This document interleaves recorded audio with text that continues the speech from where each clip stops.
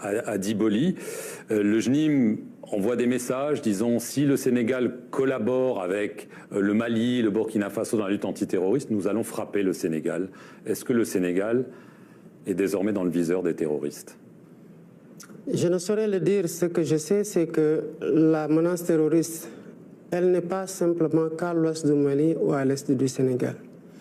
Je suis convaincu que le phénomène terroriste, où qu'il soit localisé, est une menace partout ailleurs.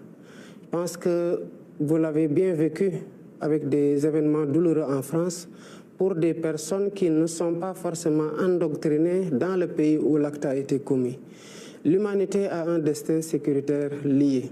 À chaque fois que le terrorisme s'est établi de façon durable quelque part, il a cherché à se projeter au-delà de ses bases.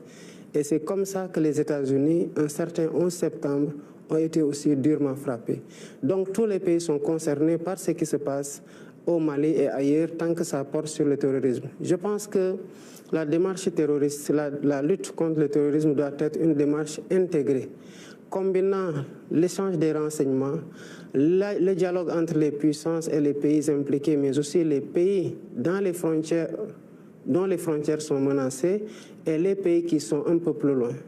D'ailleurs, comme vous le savez, cette question dépasse bien le cadre de l'Afrique.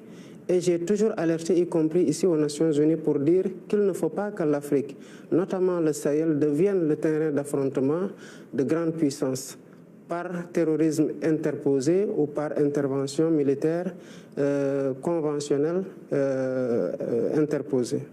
Vous avez donc renforcé quand même la sécurité à la frontière avec le Mali? Nous renforçons notre sécurité sur l'ensemble des frontières, parce que la menace peut venir de partout et la menace peut être multiforme.